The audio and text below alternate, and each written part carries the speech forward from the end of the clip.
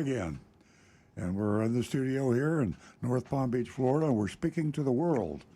We reach out with YouTube and Facebook, cyberspace. We're all over. You can stream us. We're on the old-fashioned radio. We're sitting in an old-fashioned, very old-fashioned, as a matter of fact, radio studio. We're having technical problems here, there, and again, but we overcome. We shall overcome, and our computer's not working again to get the phone calls through, but we're going to do group text, so there's always a way around every problem. And we will take your phone calls, which are very important. If you're new to this show, you haven't heard Earl on Cars before, you're in for a treat. If you heard the pre-recorded introduction, that's what it's all about. We're going to tell you how to venture into a car dealership for service, maintenance, or to buy a car, God forbid, in today's market. But if you have to go in and buy a car, we're going to tell you how to get by with the least pain and the least financial damage. We've been doing this for close to 20 years, and we think we know what we're talking about. There's Rick Kearney, by the way, is sitting on my right. He's a certified diagnostic master technician, and if you got a problem with your car, he can pretty much figure it out. Even if you call in, better, you send an audio clip or a video clip to our YouTube, or you could email it to Rick. He monitors our YouTube. That's youtube.com/Earl on Cars. Just go to youtube.com/Earl on Cars, and Rick is watching your post. So you can send an attachment, video clip, and this is what it looks like, Rick, or this is what it sounds like with an audio clip. Free diagnosis right here on our radio show. This might be the wave of the future. Who knows? Maybe people won't be going into car dealerships. They'll be just communicating by whatever is the best communication. Rick? Nah, they'll just tell their car, hey, drive over to the dealership and get yourself fixed. You're exactly right. I never thought about that. You know, that is absolutely true. I think in probably 25 years, or maybe less, that's what happened. You'll get a text from your car, and they'll say, because you will not be needing me between 2 and 4 a.m., I'm running over to the service department, and I'll have myself fixed. I'll be back by 4 a.m. If there's a problem, please text me within the next 3 minutes. I love it. I love it. Great idea. Anyway, by the way, speaking of service in the cyberspace area in the 21st century, Nancy and I had an impromptu, it was an accidental mystery shopping report. We drove my Tesla to the service department. The dealership is on Okeechobee Boulevard in West Palm Beach for some service issues, and Nancy went in because she's interested in buying a Tesla also. And so our experiences were very interesting. I don't want to spoil it, but if we have time during the later part of the show, we still have a regular mystery shopping report, and that's always the highlight of the show. It's toward the end of the show. But if we have time, we'll let you know how we were treated at West Palm Beach Tesla when we brought the Tesla S, that's the Plaid edition, in for service, and Nancy wanted to buy a Tesla. We'll tell you all about that. My son Stu is on the way, run a little late today, a few back problems. He did 16,000 steps at Universal Studio with my grandchildren about a week ago, and his back hasn't recovered yet, but he's coming back. He'll be back with his back. Let me go around the table here. You heard Rick a minute ago, and he kind of grew up in this era. He started out actually as a kid, I mean, when it was really basics, and he took apart cars and almost practically built cars. He and his father, he had that aptitude as a child, and then he went through the whole combustion engine thing, and there was no high-tech stuff. He's been with my dealership for over 25 years. It's a long time, and he's seen the change. He's on top of it. He's ahead of the curve, I like to think, and he sees the future, and the future is almost now. So no matter what year car you have, if you got a 10 or 15-year-old car, Rick can answer your questions. If you just bought a new car with all the bells and whistles and the Bluetooth and the rest of it, too high-tech in my humble opinion. I think the average person, frankly, can't understand his car. I don't understand my Tesla. We can talk about that a little bit later in the show if we get to mystery shopping report. But as I said before, please let Rick know if you have an issue. Call in 877-960-9960. That's 877-960-9960. And Nancy Stewart, my co-host, and my wife, she monitors all the incoming calls. We prioritize it because we get calls, they're not calls, we get text, we get YouTubes, we get Facebook. We're on Facebook.com/Earl on Cars. We're all over the place. But phone calls are personal, they're interesting. We hear you, we feel your pain, and we only have 5 lines or 4 lines, something like that, coming into the radio studio here. So we don't want to get backed up and have you wait.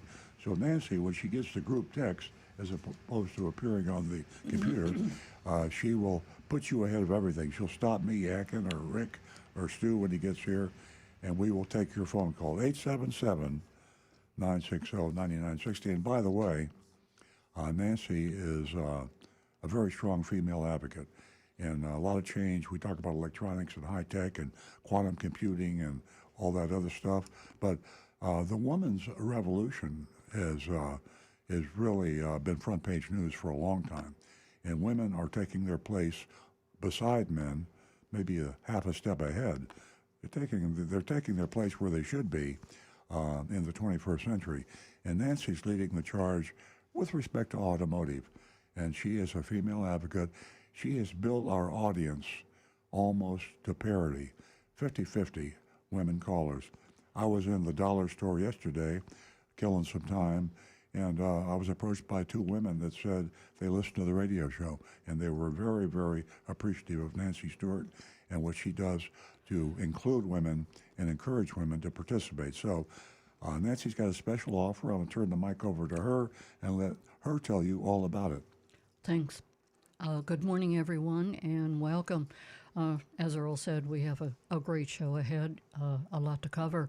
I'll be quick. I just want to remind everyone that women, they represent a huge opportunity in the buying, leasing, in the car business, a huge opportunity for these dealers to make a heck of a lot of money. I don't think we're allowed to use profanity. So at any rate, ladies, give us a call at 877-960-9960. And this morning, $50 for the first 2 new lady callers. Call and say hello or share your experience if you did go into a dealership. Much appreciated. Help me build this platform. We can do it together. 877-960-9960. And for everyone else, our text number is 772-497-6530. We're going to go straight to the phones where John is holding from Palm City. Good morning, John. Good morning to everyone. My wife is also appreciative of Nancy with a saying that knowledge is power. And thanks for Nancy's forum and giving $50 to the first callers. I think it's a wonderful thing that the women get more involved. Oh, thank your wife for me. Today. Yes, absolutely. And Nancy's on there a long time with Earl together. What I want to say was I have a couple of questions on fuel for Rick. My first question is, Rick, can aviation automobile use fuel be used in the automobile? Would it do any harm to a catalytic converter? It used to be back in the day they used avgas or aviation fuel in a lot of the muscle cars, mainly because it had a higher octane rating and would burn slower and produce more power. It's really not recommended in modern cars. You're better off stick with a good automotive fuel. Modern cars, their engines are tuned way differently. They're designed differently. And let's leave the avgas in the airplanes. John, you there? Yes, I'm here. Yeah, well, Yeah. Rick's advice is leave the gas in the airplanes. Aviation fuel should stay in airplanes. That's the best place for it. Yep. Okay, the second question, we're fortunate enough here in Florida to have Rec 90. You can use it in your lawnmowers, use it in the boat. What Yep. that basically is, no ethanol. And we're concentrating today on gas mileage, the maximum we can get. Is it worth the difference in price to put it in our modern cars, use Rec 90, and the difference with the better gas mileage? Would it be worth it to spend the extra money to put this Rec 90 in our cars? Not really, because unless you find a station that is selling Rec 90 that is maybe 5 or 6 cents more than the regular 89 octane fuel. I don't think that'll happen. I don't think you're ever going to find it. The 87 octane fuel, Rec 90, most of it, they charge huge money for that, and it is intended for, like John says, the big lawn equipment, boats and the like that are not designed to have ethanol fuel. Ethanol is basically there. It's kind of as like a fuel stretcher. It's supposed to be trying to help improve the burning of the fuel a little bit. It does cause a small loss in fuel economy, but the fuel economy you might get from using Rec 90 is not going to make up for the added cost of it. You're actually better off to just modify your driving habits and work your fuel economy by way of doing that. Choose slower roads, go real easy on your gas pedal, easy on the braking, coast a lot. There's ways to improve your fuel economy just by changing your driving habits. The reason I mention is my friend has a 57 Chrysler 300C. That's the true Hemi engine. Has 2 4-barrel carburetors. And he used it in there, and he said that car never performed better. You know, that's a high-performance engine for that era, especially in 57. Right, So but that's he swears by it on that particular car. yeah, and that's the exception. You know, it's a completely different animal. right. John, I'm looking at a picture I took the other day. Nancy and I had lunch at the River House restaurant, and the marina next door is selling Rec 90, selling the gas, for marine use boats and the diesel. The gas is $7.30 a gallon, and the diesel is $6.65. Wow.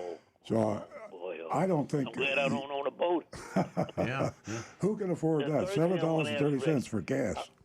The ethanol, when they first started it, it probably was a good idea. Now the president signed legislature that we can have legally up to 15% ethanol and use it in our car. It's a little bit cheaper, but isn't ethanol very corrosive and dangerous? I mean, I read it takes 22 pounds of corn to make 1 gallon of ethanol. And if somebody like Earl would put that 15% in his 37 Pontiac, look out. I mean, all the lines, the fuel lines, the carburetor, the fuel pump, the rubber parts would deteriorate completely. So what's Rick's opinion of us using this ethanol in the gasoline in order to stretch the budget of the fuel? First thing you do is look on your fuel cap of your car, and it will tell you what you can run for a percentage of ethanol, up to 10%, up to 15%. And on those very few vehicles that are left that are flex fuel, they can run the 85% ethanol. Well, good luck on those. But myself, 90% of the cars out there are already, if they're less than 5 years old, they're already designed and rated for the E15 fuel. And it's completely safe in those. If you do have an older car, just look at the sticker on the pump. Make sure it's only 10% ethanol.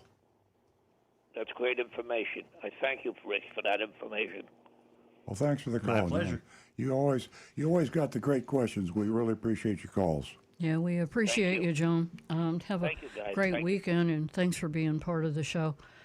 877-960-9960, or you can text us at 772-497-6530. And here's a website that, I haven't mentioned for a while, but here's how you can find out whether or not the car dealer that you're dealing with is breaking the law. Go to www.floridalawprotectingcarbuyers.com. It's a great place to go. and Earl wrote a great blog about the breakdown and, well, all the the terminology that's used. He broke it down in, well, the kind of words that we can all understand, because you know how difficult it is to read these. What do you call it, Earl? These Fine print? Fine print? it's more than just fine print. Legalese? Yes, there you go. Legalese, yeah. Yeah, this legal terminology. So go to www.Florida Law Protecting Car Buyers. We are going to go back to the recovering car dealer. Well, just to announce that Stu Stewart is in the studio Hello, everyone. with a back that is walked 16,000 steps with my grandchildren. And 16,000. That was last weekend. Oh, like- This weekend, it's more like 16 steps with my oh back yes, issue. well I mean yeah, but Last weekend I was yeah, that's what caused the back miles. problem. Yeah. So Stu's in charge of our mystery shopping report, and if we don't have any phone calls waiting, I'm just going to mention a impromptu mystery shopping report Nancy and I had. My Tesla, I had a little problem. I was backing out of the driveway about a week ago, and suddenly everything went black, not with my eyes, but with the dash and all the lights of any kind on my Tesla. With a Tesla, to go forward, you have to reach up and touch the screen and move up for forward and back for down. I couldn't see where it was on the screen, so I kept backing up. When I wanted to go forward, I ended up in my neighbor's yard across the street. That disturbed me very much, and probably almost as much as my neighbor. Right. So Dr. Bourne. I finally got lucky, and I hit the black screen and moved it forward, and I started to drive to the dealership, and then I said to myself, this is crazy. Why am I doing this? Because I couldn't see turn signals. I couldn't see odometer. I couldn't see any of the warning lights passing. So I was flying blind in my Tesla. So I called Stu, and Stu says, I said, if everything went black, Dad, you should call your doctor. not me. Doctor, but I did. He said, have you rebooted it yet? I think Stu said, and please get Nancy out of the car. Yes. They could get her to safety immediately. So that's what I did. Computer, Tesla is a computer, and so I rebooted, and sure enough, all the lights came back on. But it scared me, so I decided we should take it in. Tried to make an appointment, and I had to make it for next week. They checked my computer. They checked my computer on my Tesla, and said everything's okay. Whatever happened was a glitch. Yeah. Somehow I didn't feel totally comfortable, but it probably won't happen again, Most and likely. we see nothing wrong. But I had some safety campaigns, recalls, that I had to get fixed, so that was for the following week. So that's where the impromptu mystery shopping report comes. Nancy and I drove to the Tesla dealership on Okeechobee Boulevard, and we pulled in. And it was very few cars, very few people anywhere. The service department looked like it was closed, so I had to pull up and I parked. And then a young man walked out and said, "Are you Earl Stewart?" I said, "Yes." He says, "I saw your car pull in. I was expecting you." I said, "Great." I said, "How long is this going to take?" He says, "Well, unfortunately, we don't have the parts for both recalls." I said, "Oh. When will you get them?" He said, "Well, we're not sure. It'll probably be weeks." So I said, "Well, would you like to do the one?" I said, "Do you have a loaner car?" They said, "No." And I said, "Well, I think what I'll do, I'll wait and I'll come back when you have the parts and you can do both." So I got back in the car, and Nancy and I are now going to go to lunch. I looked at my iPhone, and I couldn't bring up my Tesla app because it was locked in service mode. It was telling me I was in the service mode. They tell me I was in the service department, but I wasn't. I was on my way to lunch. So we went to lunch, and Tesla owners know this, but if you're not a Tesla owner, you can't do anything in your car without your iPhone or your smartphone because your app controls everything and opens the door, closes the door. If you don't have your iPhone, you can't even open the car. So I look at my iPhone again while we're in the Tesla store, in the restaurant, and it's still in restaurant mode. So I panicked. We had to Earl, call. let me intervene. Yeah. But on my telephone, I looked at my Tesla app, and they were telling me, they were giving me information, and it was in reference to military time. Yeah, That's true. So anyway, And that's not hard to figure out. anyway, the good news is we did get in the car, and we found after contacting Tesla, which was a project, they said, "Oh, we're sorry, we left you in the service mode." So on the way home, our apps flipped over, and we lived happily ever after. So that's an impromptu mystery shopping report. But you got a taste of what people go through. Yeah, what people go through, and Nancy has a few words. I know she was quite upset about it, and I was too. I'm not sure if I'm allowed to say what I want Well, on the air. no could be on- obscenity or profanity, just I'll just break it down to, I live my life that like this. I want to treat you like you would treat me, and vice versa.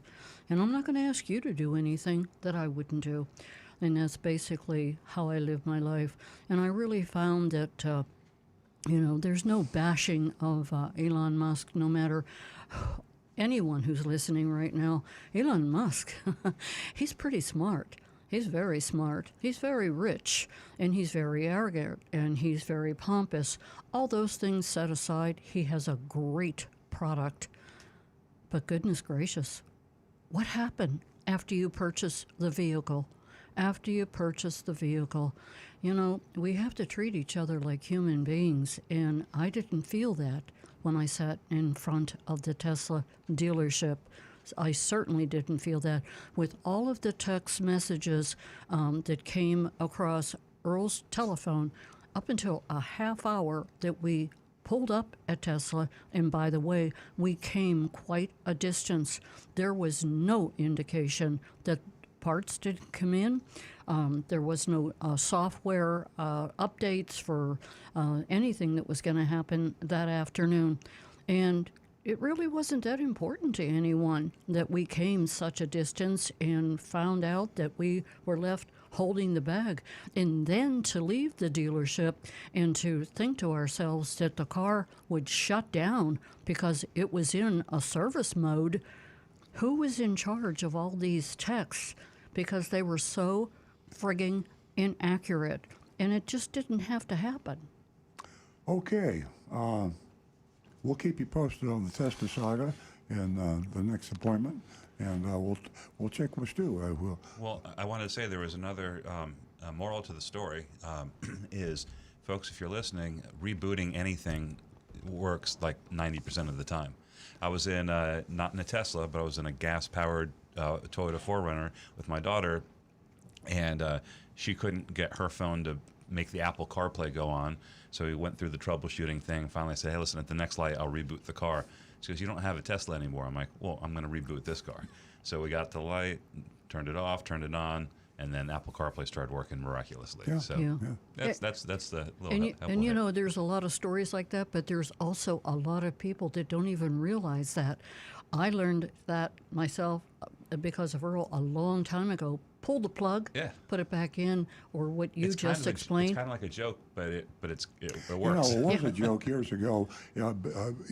Microsoft, the whole thing Yeah. when computers were new, the joke was, everybody knew you reboot a PC, but then the joke was, maybe if you were driving a car, if you just turn it off and turn it back on, it would Right. fix it. Well, now Now it does, exactly. that's true. It's because they're rolling computers, as you pointed out. Let's jump into some text. We have one from Anne Marie, if you guys are ready. Yeah. Anne Marie says, "Good morning. I got a couple of questions about hybrids and EVs today. One, please correct me if I'm wrong. I understand that hybrids use the electric motor for in town, where the stop-and-go driving helps recharge the battery, regenerative braking, and that they use little to no gas with stop-and-go driving. I heard a guy say that he could go a year with just one fill-up because he only uses his hybrid in town. If this is true, wouldn't the gas go stale by the time he refueled? Let's address these one at a time. So this is interesting, real quick, because Rick is, I think, the holder of some record. Our listeners probably don't know this, but Rick drove a hybrid, modified hybrid. Plug-in, yeah. But go ahead, Rick. We basically took a Prius, modified it to a plug-in hybrid battery system, All right. and drove it from Lake Park, West Palm Beach, Florida, to Washington, D.C. with less than a Less tank than of fuel. Yeah. That's And it. it's a It little over had a couple 1,100 gallons miles. in it left when we Yeah. filled up, yeah. Yep. Actually, plug-in hybrids, which there's quite a few of them on the road now, where you can plug the car in. You could do this. It costs $1 maybe to charge up that battery overnight, and it's charging a slow charge at times when peak electricity is off. So you're using very little cost to charge it. And if you're driving less than 15 or 20 miles to get to work, you're not using the gasoline engine at all. And that was my experience with the Prius Prime. Right. And so a plug-in hybrid, you can drive that car quite a bit without using any gasoline at all. And yeah, over time, that gas in the tank actually can start to lose its effectiveness. Right. And it's recommended, therefore, that every so often you need to get the car out and really drive it on the road to get the gas engine to run. But on a regular hybrid, you're and not exercise it a bit. A regular hybrid, you're dead on. You're dead on. But on a regular hybrid, you're not going to make it last a year. No.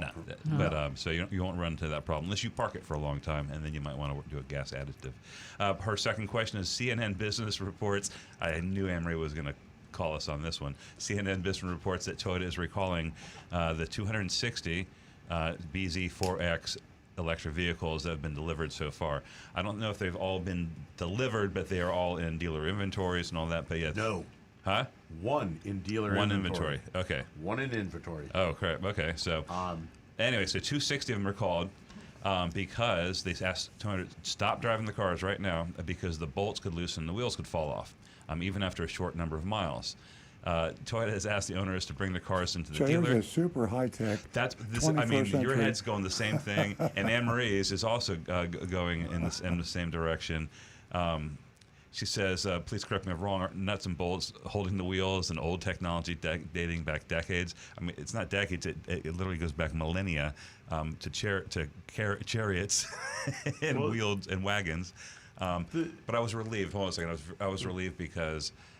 Not that we had a recall. This is a terrible rollout, and it's embarrassing. It's their entrance into the EV market, and but thankfully it's not a problem with the EV technology because that would cause. I mean, that would be a very damaging thing. You know, Toyota obviously knows how to make wheels. Something screwed up, and but it's very embarrassing Well, here's and another dangerous. embarrassing Very thing. dangerous. Here's another embarrassing thing that's not in that article, is that the Toyota new hybrid is a clone of the Subaru. Subaru, yeah. Subaru still has the incentive money from the U.S. government, the subsidy money, Yeah. $7,000 or something like that. So the same car as the Subaru. If you're going to buy the Toyota, don't buy the Toyota, buy the Subaru, because you're going to get the $7,000 credit from the government, and you won't get that from Toyota. See, unfair pricing. And the thing I see about it that for some reason is somebody just went stupid. The technology of attaching a wheel onto a hub of the car, 90% of the cars on the road today use studs. You put the wheel on the stud and put lug nuts on and tighten it down.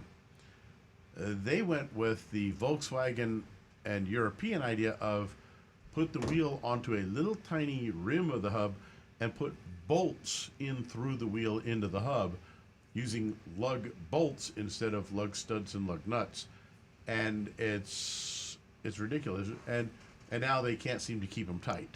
Okay. All right. Wow. So Anne Marie, that's great questions. Let's make sure I don't want to miss anything else. I think we got everything. So that's awesome. I love Anne Marie's text. Anne Marie should put out a blog that the highlights of all the news in the week, because she has an eye for the important things and interesting things. If she did that, it would make my life easier because in all of our lives, because I know that we all scour the web looking for stories in the car industry, and you can do that. You can search by topic and things like that. We but all Anne know Marie, people that say, "Let me tell you what happened to me yesterday," and you yawn and you fall asleep. When Anne Marie texts, everybody gets alert, because we know it's going to be dynamite, and she's betting 1,000. Yeah. Anne Marie, I want to take a moment and thank you.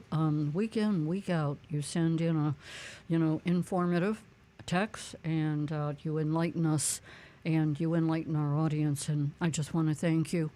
Thank you very much. Okay, let's see. Let me find some anonymous feedback for us. Here we go. Hello, is it worth the price difference to buy a hybrid instead of a regular gasoline or diesel engine if I plan on keeping the vehicle for about 15 to 20 years? I say absolutely. I think everybody would concur with that. Yeah. Hybrid, hybrid arguably could be could be the thing that delays the all electric vehicle, because it is such a it takes the anxiety, the range anxiety away. Maybe I'm old-fashioned, but the idea of driving a car that can also use gas makes me feel a little bit better. There's a whole lot of gas stations out there. Gas might be overpriced, but still, if I'm going cross-country, I would feel more comfortable in a hybrid, and I think it'll be that way for a while. And then- Always have a contingency plan. Yeah, backup. It's a backup, yeah. And then the second part of the question is, are the hybrid batteries still dropping in price to replace? I have a gasoline engine, and my car is almost 14 years old. Thank you. They have come down, but what's the current I price? don't think anything's dropping now. They might have gone back up. It's Historically, hyper- yeah. A little. Yeah. But actually, the other side of it is the quality of those batteries has started coming up.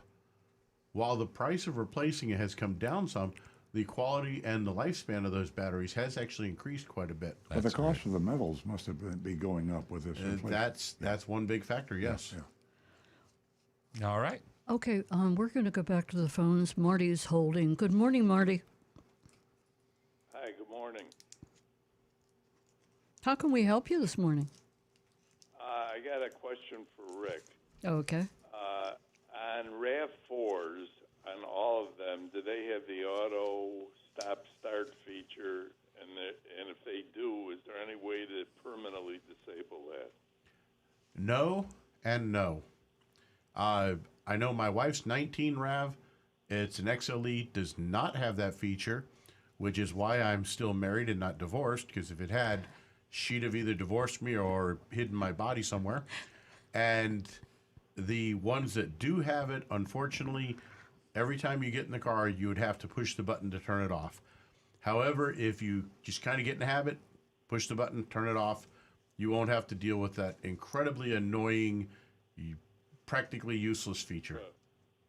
Yeah, because my son-in-law just ordered one from you, and when I was looking up a lot of stuff, my wife has a CRV which has it, which is very, very annoying.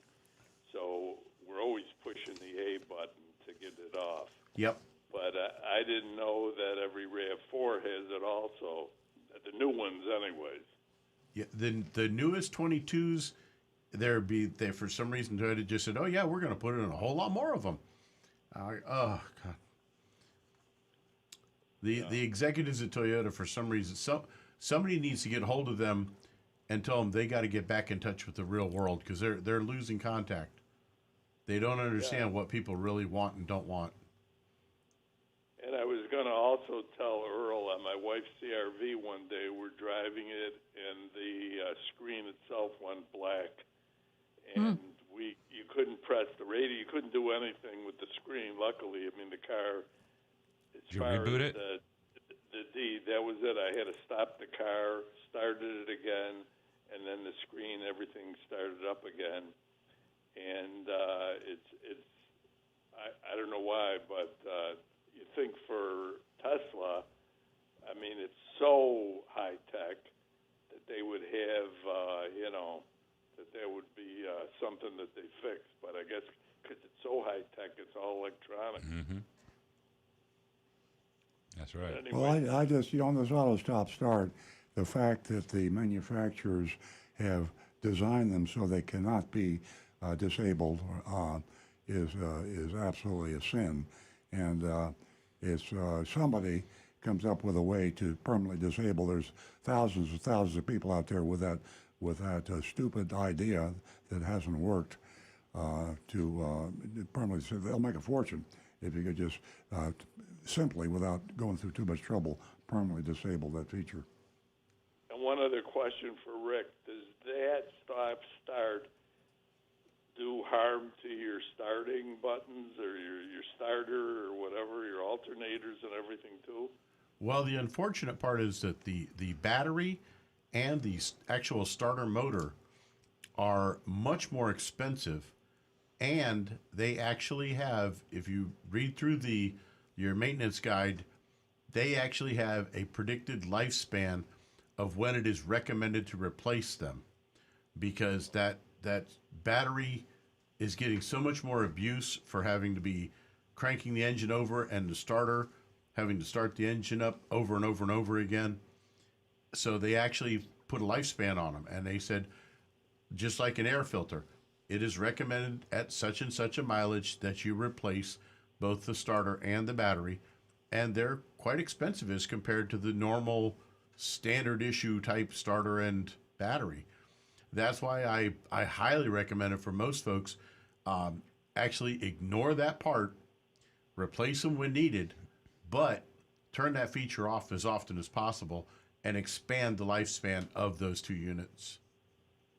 Okay, yeah. So I'd say push the A immediately. Yes, sir. Yes, sir.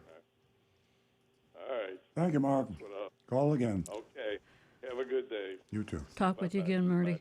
877-960-9960, and you can text us 772-497-6530. I think we're going to go back to Stu. Sure.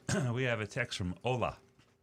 Ola says, this is for Earl, from your experience, do you really think EVs will take over in the next few years? This is a question a lot of independent dealers are asking. Many dealers are very hesitant to look into this business line. I think they will, and I think that it's interesting. The senior editor of the Automotive News, that's our inside train journal, every auto dealer, every manufacturer reads this weekly. And I'll hold it up for those who are streaming. The headline is, I was going to wait to get an EV, but the time to switch is now. Now here's the editor of the Automotive News saying, today is the time to buy an electric vehicle. Now whether you agree with that or not, it's a significant thing for this guy, the person that is most read by the manufacturers and the car dealers. He thinks today you should go out and buy an EV. Don't wait.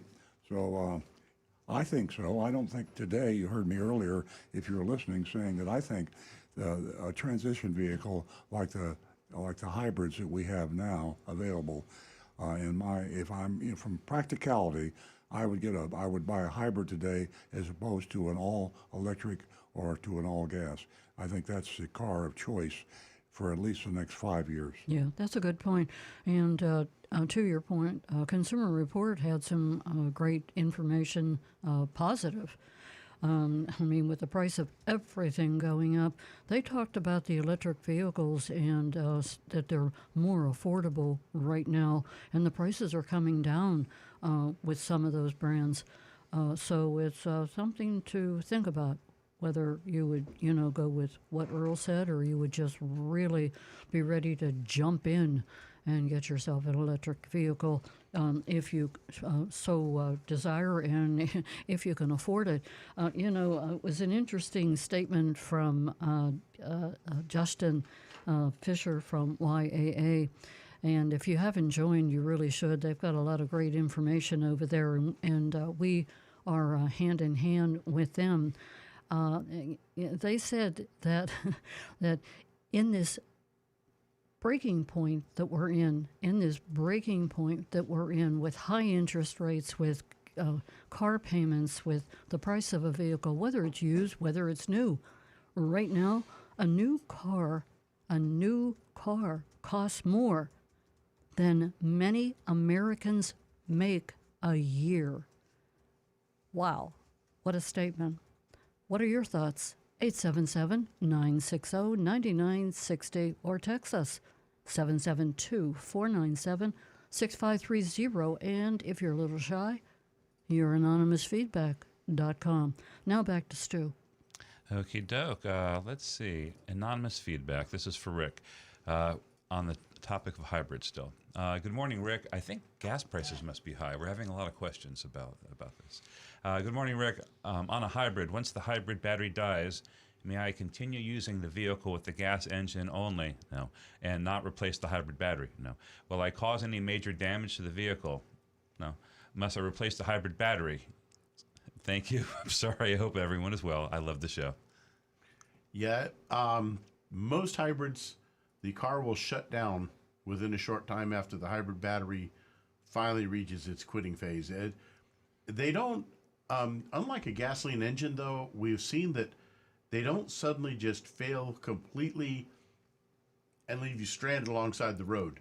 It's like the battery starts failing and it gives you a few warning gas, some warning signs saying, hey, the lights will come on, and you'll get the hybrid alert on the dash, and it gives you a chance to, okay, I got to make an appointment, get into the dealer in the next couple days, and get it checked out, and then you've got a chance to get it repaired without being stuck alongside the road in the rain, in the dark, like with, suddenly. waiting on a tow truck. Right. I got a question. So when they fail, I mean, there's individual cells in the battery, right? Like Yes.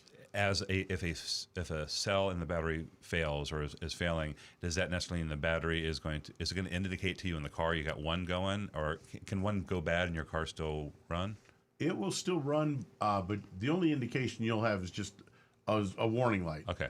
It's just a generic warning light, says hybrid issue. When you have an issue like this, is it possible that you're just having an issue with a couple of cells and it's an inexpensive repair, or is it once you have a cell going, the whole thing's got to be replaced? Now, the original intention was to be able to replace individual cells, but that never came about. Okay. It went to replace the entire battery as a unit, and that's just been the way that it's been done. Yeah. I just checked a hybrid battery on a Prius cost of a replacement on Amazon. Oh. And you can buy one on Amazon for $2,169.99. Wow. So that's about in line with a Toyota factory price, yeah. so it's That's not bad. That's great. They've come down. Just it's very heavy. Get somebody to help you to lift it. Yeah, and now bear in Use your mind, back. Don't use your back. Use your legs. and get find a qualified technician Yes. to do that job to replace Or get a it. And what did they originally cost new back in the day? Oh, and when they first came out in 2001, when the Prius first hit the shores here, and everybody was wondering how much would that battery cost, it was over $10,000 for the battery. Okay, there you are, folks. We're That's in a an huge inflationary reduction, phase. 80% Here's reduction. a deflation. You know, Prius And that- batteries dropped in price. That was 80%. 20 years ago. 80%. Yeah. That was 20 years ago. Yeah. It was $10,000. Now, 20 years later, it's $2,000. Exactly. Well, that's mean, More good news. So the caller, you can replace the battery, and you will save enough on gas to pay for the battery by running on hybrid, because you have no choice anyway. But Exactly. you should replace the battery. That's the reason I said you won't hurt the car by doing it, because the car won't do anything. Exactly. Right. Yeah. And as a matter of fact, in 2001, when Priuses first hit here, it was still a learning experience. We actually had a customer after a couple of years that his gas engine wouldn't fire up. He'd run it out of fuel, and he kept restarting the car, trying to make it run on the hybrid system until he actually depleted the hybrid battery. The safeguards weren't there to prevent it, and so, just to brag a little bit, I'm one of the first people in Southeast Toyota, the whole southern United States, to have manually recharged a hybrid battery and saved this customer the cost of replacing the battery, because he had drained it right down to nothing. Holy mackerel. But since then, now there are safeguards built into the software. It will not let you deplete it that far anymore. There we go. They learned something. Yep. All right, I got some more anonymous feedback here. This is a great question. I wish it wasn't anonymous, because I want to praise the person. A few years ago, I read that the highest paid employee at the dealerships is the finance manager. Is that still true? And does that help explain the shady reputation of the car dealer business? Well, I would say they're the highest paid employee at the car dealership, but they are amongst the highest paid people, and certainly of the whole dealership, not just the sales department. And the reason for that, gosh, I guess it's because a good F&I person, someone who's very, very skilled at taking advantage of people. I shouldn't say that. Yes, there's honest ones too, but they're highly in demand, and they're highly paid individuals. They're paid a percentage of the profit of the things that they can sell you and sneak in on you in the finance department. And Let me hold up a article in the current automotive news. Headline is 5 of 6 Publix top $2,000 in per car F&I profit. Now, the Publix are the publicly owned automobile dealers. They include AutoNation, Sonic Automotive, Group 1 Automotive, Asbury Automotive, Lithium Motors, and Penske. Now, you probably haven't heard a lot of those names. I know you've heard AutoNation. That's because the other publicly owned, these are traded on the stock exchange, they own 10, 20, 30, 40, hundreds of dealerships, and they changed the name. So they don't say Sonic Mazda, they don't say Group 1 Toyota. It's another name. But the basic thing is, if you take the top 6 publics, you're talking about almost half of the cars that are sold in the United States. Now, these dealerships, this is a slice. The reason we know this is because they're public corporations. They have to disclose to the Securities Exchange Commission where the money comes from. And so car dealers keep their financial statements extremely secret. You really don't know. The manufacturers see them, but they keep that secret too. Even our association, National Automobile Dealers, keeps all the numbers secret. Well, the publicly companies have to disclose. So, AutoNation, in the first quarter of this year, on every car they sold, and that's Chevrolets, Fords, Buicks, Toyotas, they own about every type of franchise, Cadillac, Lexus, they're huge all over the United States. They made, on the average, $2,691 on every car they sold, new and used, whether they financed it or not. Now remember, some people pay cash, so they make zero. You know, the guy comes in, he writes out a check for his Lexus, and his chauffeur drives him home. You know, they don't finance the car, but that still is counted in to the denominator when you're actually measuring the per car finance profit. $2,691, and every one of these groups, except for Penske. Penske is only $1,932. Now, when you consider that the car dealers are making probably on average, I'm gonna throw a number out. Stu probably knows better than I, but $4,000 a car on new profit. Just on the front part. On the front part. Add another 2,000 of that. So. Because they're getting the 2,000 on the back end, so they're making. I think you're light. You're light by a couple of thousand. Well, some dealers I'm light by a lot. Some dealers I'm not, but yes. On the average, you're probably right. 6 or 7 maybe instead of 4. I don't know. Point is, the finance department has always been, except during this shortage of supply. Now suddenly the front end has become more important, but be careful when you finance your car. Especially now. Yeah. There's a lot of factors that are not apparent to. Like, for example, you got the anonymous question came in, want to know, like, why are they the highest paid? Well, anytime you got a situation where you're paying somebody a percentage of the profit, and especially in a situation where there is, like, really no limits on that, you have a very dangerous situation. A finance guy he's got a lot of temptation right there. People are financing more than they've ever financed, so just the profit he's making on rate. So when you finance a car and they mark up the rate several points, that's part of that's going in his pocket. So he's very tempted to not give you the rate the bank gives them. He wants to mark that up even more. When they're trying to sell you warranties, the pressure is coming out really, really hard. There's a good F&I person. Remember, this is not a college graduate. He doesn't have a master's or PhD. He has no specialized training other than 6 weeks maybe in F&I school. These guys are making a really good one. Will make anywhere from $250,000 a year to $500,000, and some make more. So, a good F&I guy is good for $250,000 a year. That's a lot of money, and that's true in almost every dealership. There's a whole different psychological situation in the finance office now. You got somebody who waited 6 months for a car. Yeah. They're not walking away from that deal. So on a typical, back in normal times, somebody walks into a showroom on a Saturday, they come in, the guy in the finance department puts it on too thick, they go, all right, let's go down the street, and they leave. People aren't leaving now. They got too much in the line. I didn't even think about that. Yeah. If they lost and they think they got a decent price on the car, they might never find that car, or they might never find that price. Right. So you say, I'm sorry, this is the lowest interest rate I can get you. Take it or leave it. And they take it or leave it. Right, and also the psychology is different on the sales end of it too, because there's no fear, because they don't care. If you walk away from that car, there's a guy who's going to pay more money literally that day or within hours. So folks, don't buy a car. Exactly. Don't buy a car today. Do not buy a car today unless you absolutely have to. It's a seller's market. The dealers are getting rich. The finance managers are getting rich, the sales manager, everybody, the dealers, the manufacturers. So stay out of the market for a few months anyway, if you can. Sounds like a good idea. Just as a sidebar, I just got a alert from Tesla. Our car may be gone. I'm not sure. Do the car just leave and go to the service department without you? Possibly. You need a ride home? I got room. Ladies, please, $50 for the first 2 new lady callers.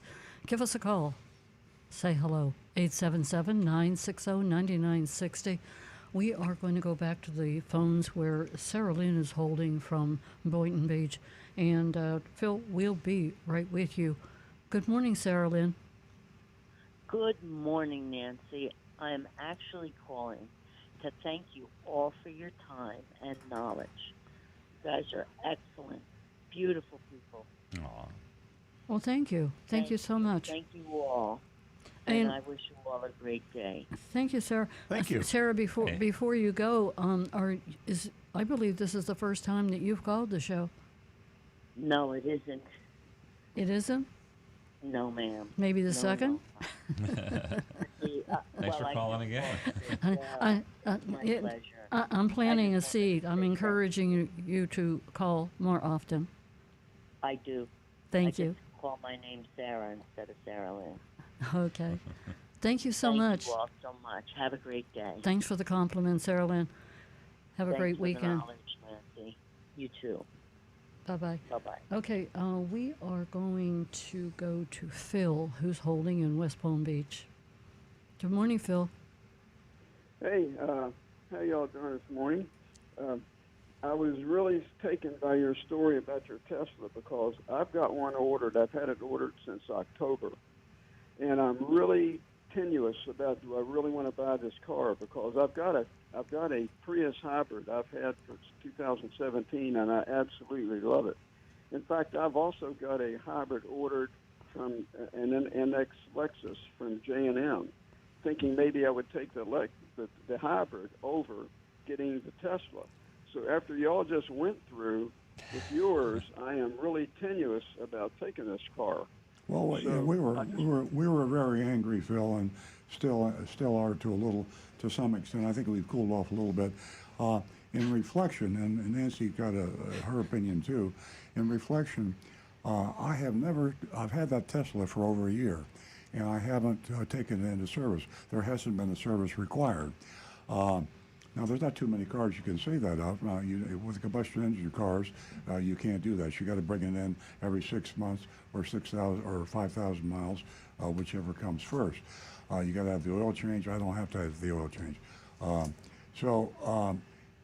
think the all-electric car will require far less maintenance. I think that the Tesla anticipated this a bit in their service departments.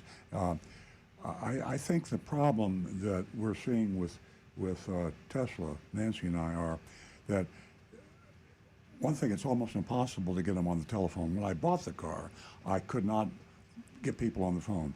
If I did get them on the phone, it was a chore, and they didn't have the answers. They're set up 21st century for strictly electronic communications, and it's efficient. Same thing with the car. So it will be a culture change for you, Phil. But I would not get the Tesla because of the service department treatment. They need to work on that. Yeah. And I think they will improve it. I'm with you on that. Phil, don't let it not let you get the car. But I had a similar experience with a service issue, and I found it frustrating too. There's not a lot of human contact, a lot of messaging on the app, and it's impersonal. It's efficient, like Earl said, but if you're confused about something, you need to speak to somebody. It's not that easy. Yeah. It definitely isn't that easy. And, my point is the fact that there was a lot of money spent on this Plaid, a whole lot of money. And I don't know, maybe I had my Pollyanna tinted glasses on or something, but I thought that all of the texts that Earl received in that couple of weeks and up until the moment we pulled in. I thought they were all accurate, and I kind of dropped the ball. Because I usually check on things, but it is that Tesla reputation and Elon Musk, and I thought that thought and that journey would follow me all the way through to the dealership and the software update and everything in between, including the gentleman who was standing there with the clipboard who just didn't inform us prior to us arriving, which, like I said, we came a long way. But would I buy a Tesla? Absolutely. Did I want to buy a Tesla that day? No. Earl said, come on. He said, let's go in. I says, you really don't want to take me in there. Because Earl knows that, well, I can put the crazy hat on real quick. So, like I said, and back pain had a lot to do with it, too. I was in a terrible amount of pain, and I drove all the way to Okeechobee Boulevard, and I just expected better. But as I always say, I say it all the time, knowledge is power. And like I said, maybe I dropped the ball. So that's my take. Well, and the thing is, too, I agree with you because I've been trying to get information about the status of the car and everything, and you got to call people on the phone, and half the time you can't get them, and they don't even return calls when I call the service center down there in Okeechobee. So I'm not really sure that this is what I want to do at this point in time. Yeah, I don't blame her. I mean, it's going to cost them business. I don't. Nancy says she's still going to buy the car. I'm not so sure. I mean, it's just. Is something that you have to. I'm one of these people. I got to have the first iPhone, the first this, the first. I like high tech, and I know the pain I go through. I'm wearing something called an Aura ring.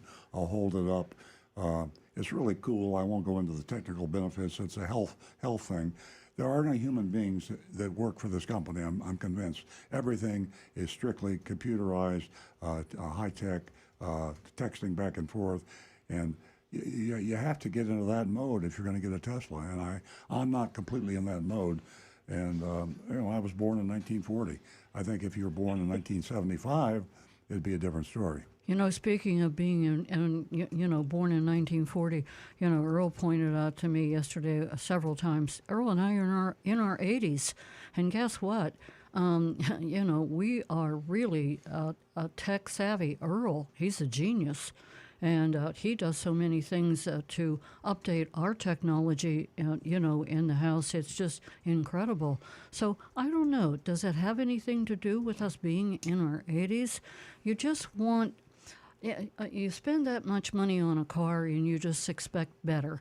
But I'm just pleading to the audience out there, the Tesla audience, that you still have to do your homework. Knowledge is power. And am I going, again, to buy the S? I probably will. It's a great car. Elon Musk has got a great product. Thanks for calling, Phil. Keep us posted on your decision. I appreciate it. Thanks. Yes, please do. I think that Rick has got some YouTubes backed up from my sources. Actually, I got a couple of interesting ones here. Our buddy Donovan. He says, when it comes to EVs, all you have to do is look at Europe. They're about 24 months ahead of us when it comes to this. We are about 6% of cars sold EV.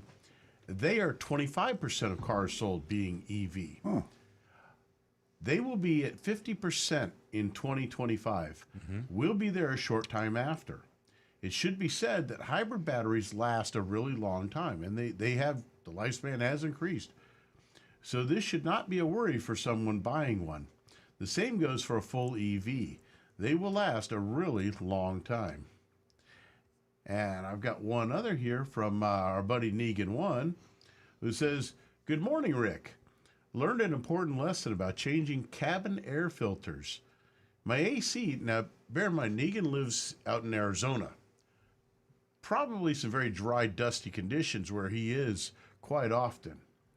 He says, my AC had been acting up the last few weeks in Arizona hot weather. Some days 42 degrees out of the vent, other days 50 plus. I had to drive to Phoenix, and in the afternoon, the AC would not get below 55 degrees out and 110 degrees ambient temperature. Was going to head to the dealer and said, well, let me check the cabin air filter. It was the original 3-year-old cabin air filter. Now, they're generally recommended, I know Toyota recommends to Earl replace told it. him not to do it on the radio. Yeah, every 30,000, you should replace your cabin air filter. It was very, very dirty. He changed it out, and it's now getting back down at 42 degrees where it should be. And he said it was also causing high refrigerant pressures. The compressor was making a noise in higher RPMs, and with the new filter, that noise is gone, which, because of that restricted airflow through that filter, it's causing issues. The danger is that changing an air filter is on the checklist every service salesman has when you come in, and they go by the book. And what Rick is saying, and what the caller is saying, you got to check the filter. I mean, you really should check it. And if you look at the filter, you can tell if it needs to be changed. Yeah. But sometimes the book will say it's time to change your filter, but it might be perfectly clean, and it's good for another 5,000 miles. So tell them to physically inspect the filter and show it to you. Exactly.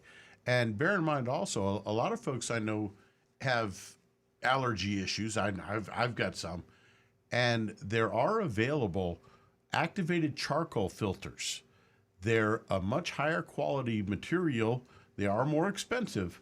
But if you do want to consider this for health issues, replacing your cabin air filter with one of these activated charcoal filters helps reduce that pollen and stuff that might get by the normal paper filter, and could help improve your quality of life a little bit. So just something to consider. Yeah, absolutely, Rick. That is a great point.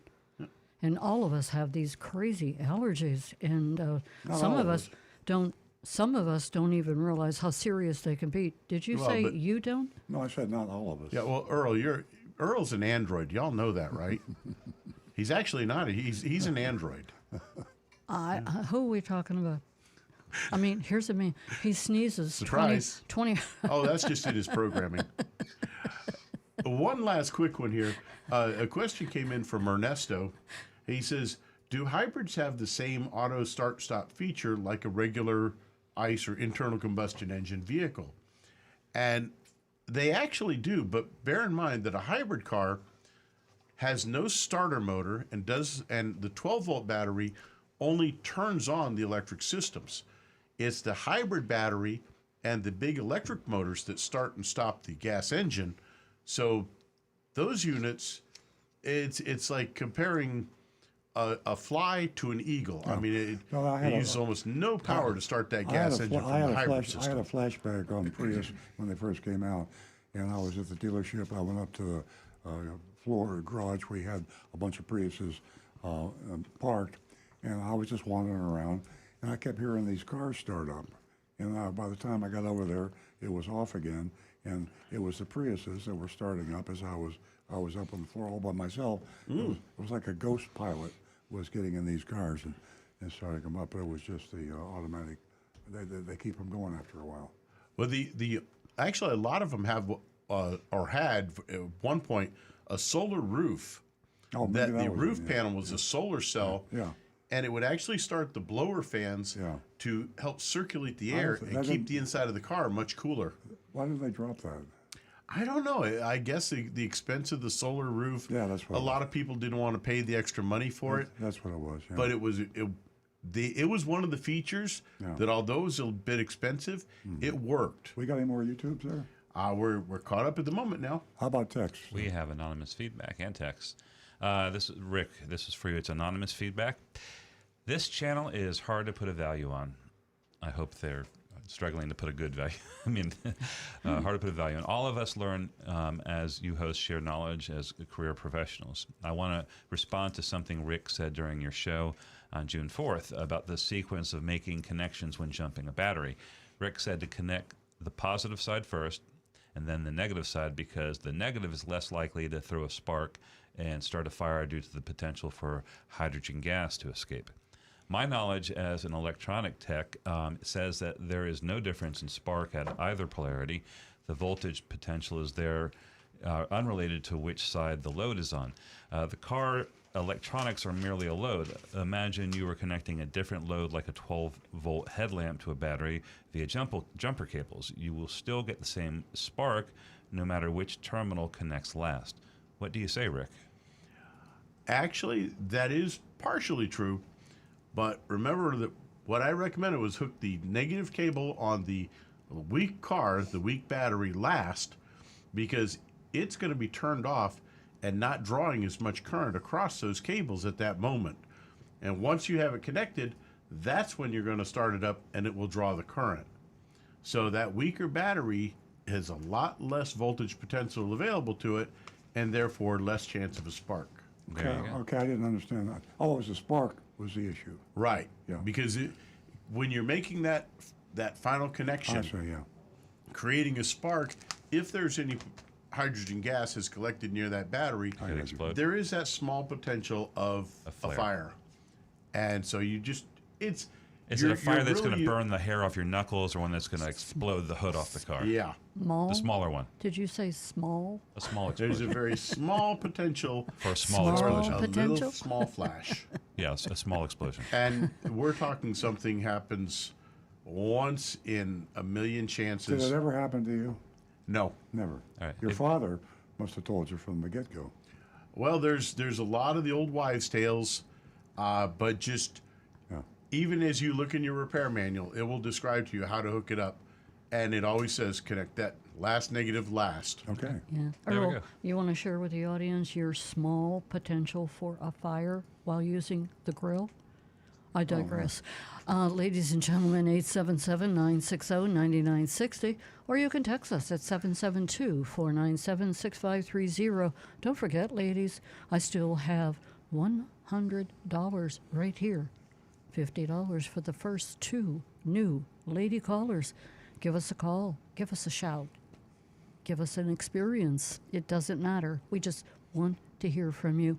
877-960-9960. We're going to go back to the phones, and thank you, Frank, for holding.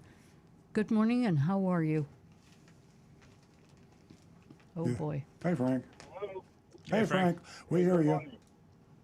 I called last week. I got another question for Rick. My dashboard said that the battery is getting weak in my fob, so I changed it. Went out the car, and it wouldn't work. So I took the key out, opened the door, went in the car, and the dashboard said, hold the key near the start button, put your foot on the brake. But the car wouldn't start. So I went back in the house and got another battery. Apparently that one was no good to begin with. Put it in and it worked. But why didn't the car start when I followed the directions? Now that's a difficult one because normally the immobilizer chip that's in your fob, if you hold it up directly against the power button, that's where the one of the rings is that will detect that chip. You need to hold it with the emblem side against the power switch, though. If you actually had it backwards, sometimes that creates just enough gap that the signal won't travel far enough. So they always say hold the emblem side. I'm sorry? I didn't do it that way. I just held it up. And I was in a hurry because I had a doctor appointment, so I just went in and changed the battery. And, okay, so I'll know if that ever happens. Yep. But If I changed the battery as soon as I saw the warning there that it was getting low. Right. Yeah, you might have got the battery you got might have been dead for some reason. But yeah, in case even if the fob gets wet, say you accidentally go in the pool or in the water with it, and it does kill that fob to where it doesn't work, that chip will still work. You just hold the emblem side directly against the power switch, step on the brake, and then press that power button, let me ask and it this will start up. Let me ask this question, Rick. You magnify, you amplify the signal when you hold it up against your head or your chin, and if you held the symbol side up against your forward, would that be better than holding it up against the? No, because you're not actually transmitting a signal at that point. You're actually that's using right. the chip itself. Yeah, that's right. That has a range really of only about a half an inch. Yeah, very good. Okay, another little trick, Phil. That'll, Frank, I mean, if it comes up again, you know what to do. Thanks for the call. Yeah. All right. Thank you. Have a great weekend. 877-960-9960. Earl, you know, I forgot all about mentioning you earlier about being a genius. Here you are, you're sitting in the Tesla, just kind of tinkering around, probably doing something more productive than they did down on Okeechobee Boulevard. And so your screen is out. It's what was it, black and white or whatever, and over and over again, you know, I mean, we had to use the car in that condition. So explain what you did to reactivate that beautiful colored map. It wasn't my genius at all. It was come on. It was Colonel Google, and actually it was YouTube. I can't stress enough, folks, especially the older people out there listening. If you don't use Google and YouTube regularly, I dare you to think of any question that you can come up with that they can't answer. It is, I played with that dashboard and all the controls, and I went through the thing over and over again, and I was totally frustrated. Finally, I just went to Google and I said, why did my navigation map change to grayscale from color, and how can I change it back? I just put it in English. I didn't try to be fancy. I just spoke the way I would normally speak. Number one on the list was a YouTube, and it said that it repeated exactly what my question was. And it was Rick. Could have been Rick, yeah. What to do when Google your Rick. dashboard But basically, I watched the YouTube. I'm sitting in the Tesla, and I watched it, and they said, do this, do that, hit this button, hit that, bam, I got the color back. So. Did you comment on the video and thank them for saving I your life? should have. I didn't do that. Go back and do that. I will do that. Yeah, but there is not an answer Google doesn't have. You can get trapped by going down too far to find something that sounds better. Take the first answer. The first answer is usually the best answer and simplest. And folks, when you do that on a YouTube channel for someone like that, take a moment, hit the like button. And subscribe. Yeah, exactly. Believe it or not, a lot of these folks make a living or make a good side. And it's also more likely they that supplement their income and very the well. more subscribers that they have on their channels, the more advertising the higher they get. The higher up the list. Yep. Yeah. And you know what? I'm going to start doing some YouTubes. You know why? Earl told a great story right now, but he didn't start from the very beginning, where I had to take the hammer out of his hand, and he was going. Oh, he charged the Tesla with the hammer, and He started his story at a very calm. Right. YouTube. He came in chapter 3. Went to YouTube and. I want that sound as a sound effect. He for goes a through that, ringtone. so Do you nobody like else. that? But he goes through that to come up with the answer. Then the listeners don't have to go through that. Well, a millennial doesn't have the fit, and I have to overcome. You just got to remember immediately. My 20th century mentality, and then I can enter briefly the world of the millennial. This is a conversation that we have often. Yes. Hey, Stu, sorry to bug you. This is going wrong. I'm like, I don't know. Had you Google it yet? And you're like, damn it. All right. Yeah, let me go Google it. Yeah, exactly. Exactly. You And know- I could credit Stu and my other sons for telling me to, because I would Calm down. I would call, I called Travis Jones Right. and said, "Can you tell me? I know you don't work on Teslas." Right.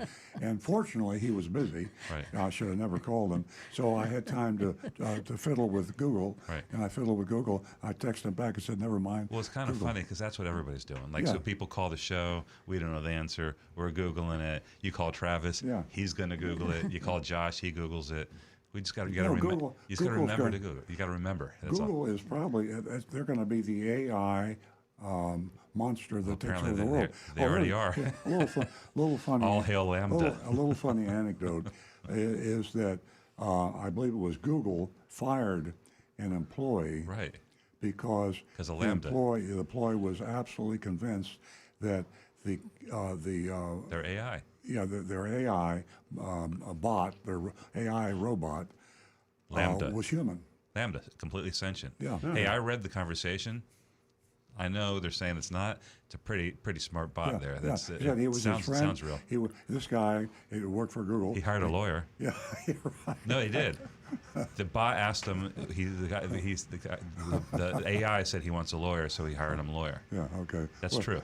I know, so it's amazing. So it's you old folks like me that can put one foot into the 21st century. It's a lot of fun. You'll still be frustrated, and only the millennials will fully appreciate it. But we got our one foot in there anyway. The millennials don't know anything, Dad.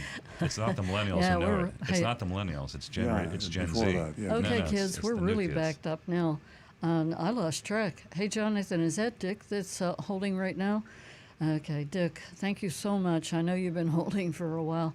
We got carried away here. Good morning. Hello, Dick. Hello in Radio Land. Yeah. Dickie. Yeah, there you are.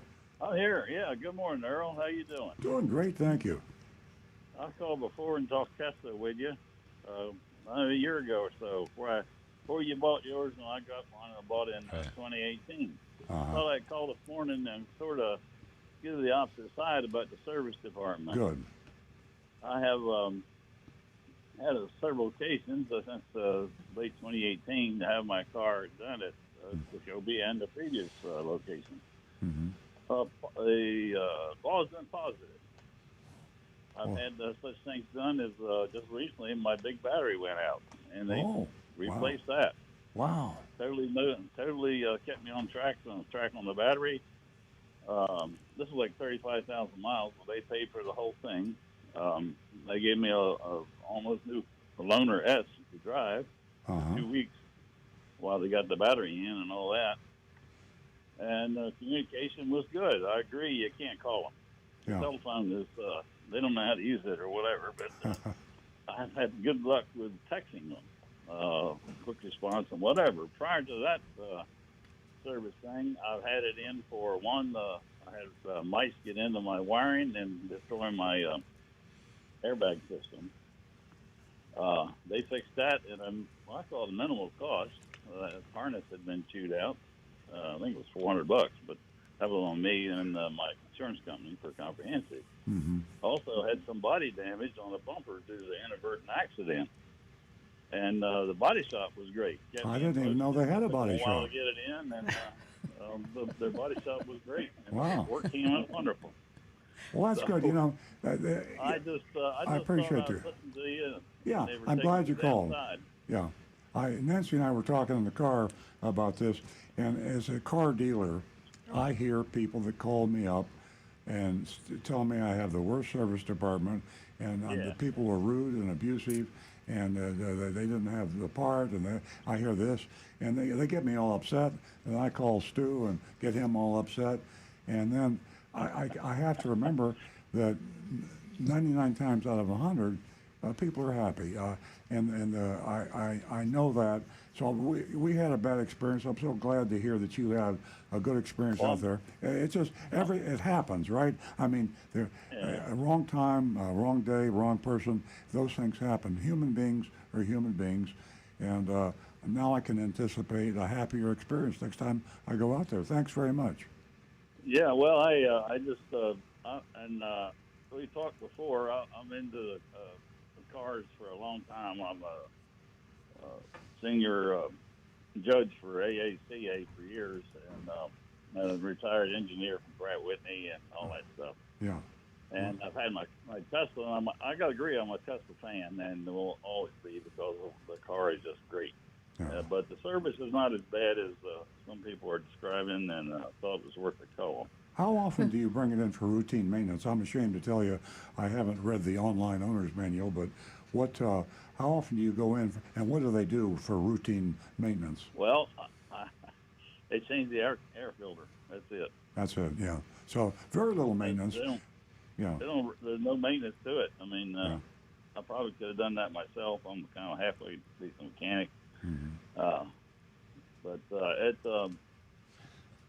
I just thought the services, they're trying to make it better too.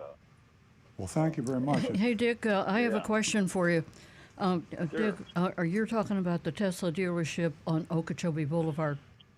Right. Oh, okay. Dick, did you go inside the garage with your Tesla? Yeah. Yeah, I was in the garage. What was your feeling, Dick? How did you like the atmosphere? How did you like the conditions? Was it any different from, it sounds like you've been buying cars for a long time, not Teslas. Yeah. But was it I'm any 85. different from I bought any a of lot- the other garages that you had been in? Quite a bit different. I'm 85. I bought a lot of cars. So you bought a lot of cars, and I'm Dick. So what's your I'm a car opinion? freak. Opinion was the garage was all but spotless. Very So it clean. is meticulous. And mechanics are sitting right there. The guy that handles you sitting in the garage. Okay, The that's car all is I there, wanted to he's hear. sitting here. Thanks for your Yeah, phone it's, call. Yeah. Anytime you want to talk Tesla or got a question, I'm a halfway decent engineer on Teslas and a fair amount of experience with travel and charging and all that. So Boy, that's great, Dick. I can't wait to hear from you again. Please give us a call. We'll follow up on the air about our service and how it went. Give us a call I think, again. I would send Earl, not Earl, send Elon a tweet. He's apparently listening to those. Yeah. Okay, take Thank care. you I for won't that. take any more time, Okay, but, we- I really enjoy your show. Thank you so much. Bye now. Bye-bye. Have a great weekend. We're going to go to Felicia, who's a first-time No, Felicia. Okay. Bye, Felicia. How about Mary? Okay. Mary, we haven't heard from you for a while. Mary calls us from LaBelle. Good morning. Hello. Yes, I'm We got Phil in, calling Mary. you again with another problem. I have a 2011 Honda CRV with about 120,000 miles on it, Mm-hmm. and I've had no issues with it until this week. When on two occasions on the same morning, it shut down and the steering locked while I was coasting. Once at about 25 miles an hour coming into a roundabout, and once at about 5 miles an hour going into a parking space. Oh, that's scary. There was very scary. No check engine light came on, no sputtering, no rough idle. What was unusual was I normally don't go below a half a tank. I was down somewhere between a quarter and a third of a tank of fuel. There's been no recurrence since I filled the tank. And when I put it in park and restarted, there was no problem. But I'm really concerned about it happening in the future, especially since I oftentimes am driving at, What was it? interstate Were you speed. out of gas? Was it? I mean, did it like? No. Oh, okay. No, because it started right up. On both occasions, there was no sputtering, but it was pretty scary. Is this a Yeah, push yeah. to start car? Has push button start? No, it's your 2011. old-fashioned key ignition. Yeah, yeah, it's a 2011. Because the thing that's getting me is the steering wheel locking. Normally, steering wheel locks will not engage unless the key is turned back to the off position. That's actually a mechanical system versus an electronic solenoid. Because push button cars use a solenoid. So for that steering wheel to lock, that sounds like something's failing in that ignition key cylinder area that would allow that steering to actually lock. Yeah, my friend Dawn Brown cautioned me about, did it actually lock or was it just hard to turn? Yeah. It's In my which I appreciate those are two different things. Yeah. And in my recollection, it locked. Like it would, I was highly energized at the time, and I could not turn the wheel. Oh, because my first thought would be you have an electrical issue that caused it to shut off. A loss of power, loss of ground somewhere that caused the computer to shut the engine off. But that steering wheel locking is very concerning to me because of the issue that, like I say, when a normal on a key type system where you have to turn the key to start the engine, the steering wheel lock, like I say, is mechanical, not electrical. I would get that to a dealer and have them check it out very thoroughly to make sure if there's something going on, because that is extremely dangerous if that steering wheel locked. Terrible. Because a loss of steering, again, that's Yeah, we definitely not something to We know take about it, lightly. yeah. And if it was an electrical problem, wouldn't the check engine light have come on? Possibly, but if it lost power to the computer for some reason, say a main relay were to shut off for some reason, the computer wouldn't have had power to even illuminate the light. Mary, this is Nancy Stewart. Because this has happened to me, here we are. Could it have been this? Could it have been that? It could have been anything. But the main thing here is that it is extremely dangerous for something like that to happen. I agree. Yes, depending upon where you are. Right. Now, fortunately, in both cases, I was not on the interstate. But I was just going to say, at least my mileage is on the interstate. Honestly. So a dealer, go to the dealer, not to a standard garage. Right. I would. Recommendation. Yeah, I would go to the dealer simply because of the more experience that they would have, and the potential that they may have seen this condition before, and be familiar with it. Call us next week and let us know how it went. But do take it to your dealer, Mary, and we'd love to hear from you and see what happened if they gave you the right scoop and we're able to get it fixed for you. But please take it to the dealer right away and call us next week. Thanks very much for the call. Yeah, Mary, it was great hearing from you again. Thank you, Nancy. Thank you, Earl. Thank you, Rick. I will be back with you next week. Oh, thank you so much. Have a great weekend. Okay. Thank you. You too. We are going to take one last call. Boy, where did the time go? We've got so many things to get to. Amongst one of the things, our mystery shopping report. And Jonathan, I believe that's Paul who's holding. Okay, we're going to go to Paul. Thanks for your patience, Paul. Hi there. Good morning. Good morning. Good morning. Good morning. Hey, I have a question. Hi there. I have a question. I ordered a new Toyota from you guys like back in February. Still hasn't come in yet. But a couple of weeks ago, a car came my way, which was a 14-year-old Lexus RX 350. When I went to look at the car, it was in such incredible, unbelievable condition. It was one of those things that I couldn't not buy because it only had 27,000 miles on it.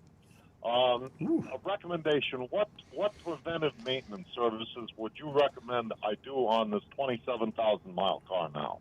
Exactly what's in the owner's manual. And if you don't have one, you can buy one online, or you could buy one at the Lexus dealer. Probably cheaper online. Oh, don't buy one. Just go online, and they're available as a PDF file. No. I have the owner's manual. I looked at it, but the question that I had was, because the car is so old, should I have any additional preventive maintenance things that I could do now, such as change the transmission fluid, change. You know what? It doesn't require it yet. Should I do it now because the car is so old? Here's what I would look at. I would have the brakes inspected for how thick the pads are and whether there's any sign of heavy corrosion on the rotors. Basically, just take your car to a mechanic that you trust and have him go over it with a fine-tooth comb and recommend to you what should be done when you take it in for your first maintenance. And after that, just go by your owner's manual. Oh, yeah. Okay. Because, I was just thinking that it might be a good idea. It's hard to describe this car. It had a clean Carfax. The condition was so unbelievable. The car even still smells new inside. Okay. And I was just wondering what, maybe to change the tranny fluid, change the brake fluid, and I've already had the car looked at by my mechanic, and, Well, if he didn't recommend any problems and he's a good mechanic, then you're good. Then if he says you're good to go, you're good to go. Now get your owner's manual recommendation, and you're going to be coming in at least every 6 months to get the owner, at least to get check the tire pressure and maybe an oil change. Yeah. Okay, that's it. Wow. All right. Yeah, that's because it still drives like a new car. Unfortunately, I'm going to have to cancel the Toyota I ordered from you guys in February. Well, normally we would be Thank you. sad. Thank but, you. You made people happy. And Yeah, we'll have to because we got a lot of people Yeah, waiting there for won't cars. be a problem. But thanks for the original idea, and congratulations on a great buy. And the Lexus is the best car in the world, and you got a real doozy with extremely low mileage. Enjoy it. And give it a nice wash and wax. The car was garage kept since new. Had 2 owners. Had regular the Lexus maintenance services were all done. I flipped out. For $19,000, I couldn't not buy the car. Wow. Absolutely. Oh, yeah. Paul, thanks so much for the call. Guys. Appreciate it. Thank you. Thank you for listening. Okay, folks, the phone lines are closed, and we are going to go back to Stu, I believe. yeah, we'll just clean up the remaining text. Here's one for Rick. I'm not sure if I should ask. This is from Ola. Not sure if I should ask, but I'd really love to know how Rick developed all these knowledge-packed information. He's extremely brilliantly intelligent. It's okay if he doesn't want to share his background. And I said, I'll give him a chance to brag a little bit. I do know that we were in the same advanced placement physics class in 1986 together. I am a nerd. I read things, and I have a little bit of a gift of a relatively good memory. He drinks wine and knows things. Yeah. Yep. And he's really good That's with what Google. I do. He's really good with Google. That too. Yep. That memory is really, really important. Yeah. It just, I have good retention on a lot of knowledge, and Yeah. cars interest me. I love the technology, so I read a lot about it. I learn a lot about it, and I've got good retention. And he likes to talk to people. He's a very people-friendly person. And unlike a lot of mechanics that are, they don't want to get involved with customers, Rick likes to talk to the customer. And you can find out more from asking the right questions of a customer than you can with your diagnostic machinery. I mean, you really need to hear the fact. When you come into a car dealership today, you talk to a service salesman, he listens to you. This guy might probably never worked on a car in his life, and he's going to come up with some ideas. He's going to send to a technician who you never see. He's going to rely a lot on the service salesman said that he wrote down on your repair order. If you could talk to a guy like Rick Kearney when you go into a service department, directly to the technicians that are going to work on your car, and he knows the right questions to ask, you'll get a lot better repair. So that's the reason Rick is such a great mechanic. That's a really good point that you point out about Rick. And anyone who has listened to the show probably picks up the fact that he is a people person. And to my point, automotive news, they point out exactly that is something that they don't always find in a mechanic or anyone who works in that field. And guess what? As far as looking for mechanics, they have really switched over to another pool talent, they call it, and that is someone who communicates with people, like Rick. And they're few and far between, but it is an important talent, and you can't go to school to learn that talent. Thank you for all you do. Stu, we got any more texts? Yeah, the last one came in. It's from Fiona, and she needs our help in buying a new car. She says, my manager is a diehard fan of the show and encouraged me to listen in. Yesterday, I read almost every blog you have ever posted, literally. Wow, that's a lot of blogs. I was counting them. There's a lot, yeah. I'm a woman. However, I am shy, embarrassed, and rather emotional at this moment considering my debacle. That's the only reason I haven't called in this morning, but I'm willing to share my experience, not just today. I'd rather not be so emotional. I'm hoping that someone there will help my car buying and her process. This week, I've made several attempts to purchase a vehicle, most recently by utilizing Costco's auto program. However, the authorized dealer contact will not email me the member-only price sheet. That's the question. Call Costco Auto. They have to. The rules are they have to show it to you. Whether they, emailing it, they're okay with that. So there's no reason they shouldn't do that. Maybe you have somebody who's not trained, but they need to give you that sheet. Yeah, Now, go to the Costco Auto CostcoAutoBuying.com. There's an 800 number for Yeah. free toll. Call that number. Right. Tell them who you are. Tell them who the dealer are, who the dealer is, and what the problem is. And they will call the dealer and they will admonish him. And dealers have to follow the rules if they want to be Costco recommended. Now, Fiona, if you don't have to get a car, put this off, because even through the Costco program, it's still not a good deal, and dealers are not going to be willing to. They feel right now that they're entitled to these huge profits that they're getting. So even the Costco auto buying program is not. And when you nothing. buy the If you car, can if wait, you do wait. buy it from the Costco auto dealer, put on your buyer's order, your sales contract, that the dealer agrees to sell you that car at the Costco recommended price at the time you take delivery, because that can change. It's not going to go up. It's probably going to go down. Might not go down, but it's a safety factor. You don't want to sign a contract at a price today and have prices $1,000 cheaper in 6 months when your car comes in. So be sure the dealer agrees to sell you at the Costco member price at the time you take delivery. All right. All right. I think we are all caught up. Okay. I'm going to get into the mystery shopping report in just a second, but there's a very important issue that we talked about 3 or 4 weeks ago. We haven't talked about it much since then, and it has to do with the purchase option price and the lawsuits out there, because the dealers are trying to take cars from customers, leasing customers, and buying them below the market value is so high, the purchase option price is a huge bargain. And if you're a leasing customer now, you should always exercise that option price. Whether you want to keep the car or resell it, there's a lot of equity. Moshe Katzberg is going through a class action suit. I should have called him. I didn't. He's involved in a class action suit for dealers that are doing just this. They are refusing to honor their lease contract, and that's a violation of the law. Automotive news this week. Lawsuit. BMW kept equity after car totaled. BMW is being sued in California. The lessor driving the car totaled the car. The car is totaled. It goes, of course, back to the leasing company. The glitch is that the value of the car, the replacement value of the car, is thousands of dollars higher than the residual value. If it had not been totaled, he could exercise the purchase option price and had a car at thousands of dollars below market value. In this case here, it was totaled.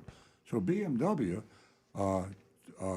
would have had it not, they had the profit that you have taken, they stole from that leasing, from that lessor. So if you're leasing a car today, just remember this, if you don't remember anything else, you have a purchase option price on that car. If you leased a car 3 years ago, it's coming up real quick, and that purchase option price is thousands of dollars below what you can sell it for. So you have to buy the car at that price. The law requires you can buy that car from the leasing company, through the dealer maybe, but through from the leasing company at the purchase option price, turn around and sell it to the dealer or somebody else for thousands of dollars more. So don't forget that. I promise to get a hold of Moshe Katzberg before next Saturday, see how the class action suit's going along. Very, very important, because a third of the cars on the road right now are lease cars. You got one chance out of 3 you're driving a lease car, and you have a gold mine hidden in that residual value. You may not know about it. So we'll talk about that next week. Now I will get to the mystery shopping report. The mystery shopping report. Before you get to the mystery shopping report, let me tell our listeners, you too can vote on our mystery shopping report, and we do enjoy hearing from you because you guys make the show, as I say every week. So give us a text. Let us know how you feel about the mystery shopping report. The mystery shopping report comes from Hollywood Kia this week, and our text number is 772-497-6530. So take advantage of that. We would love to see and hear how you feel about the Mystery Shopping Report, because there's so much that goes into this Mystery Shopping Report, and we're here to help you. Thank you. Hollywood Kia, for a lot of you folks that are all over the world streaming this is Hollywood in Florida, not the Hollywood in California. A lot of confusion there. A year ago, we shopped Hollywood Kia in Hollywood, Florida. If the South Florida retail car market is the beast, I love this, Stu wrote this, it's a beautiful paragraph. I mean, you could get a Pulitzer on this right here. Thank you. If the South Florida retail car market is the beast, Hollywood, Florida is the belly of the beast. I love that. Located in the southern end of Broward County, right near Miami-Dade, Hollywood is nestled in one of the most densely populated areas in the United States. Amazing. I mean, I won't go into the detail how we know that, but It's just the wall-to-wall people. It's the fourth most densely in the United States. It's a cultural melting pot, a retirement destination, a tourist mecca, a playground for the wealthy, and effectively unregulated competitive environment for car dealers. That's all true. It sounds like it's embellished. It's not. Babylon. Yeah, it is truly, it's from another planet. Hollywood Toyota, one of the reasons we know so much about this, Hollywood Toyota is the number 2 or number 3 largest volume dealer.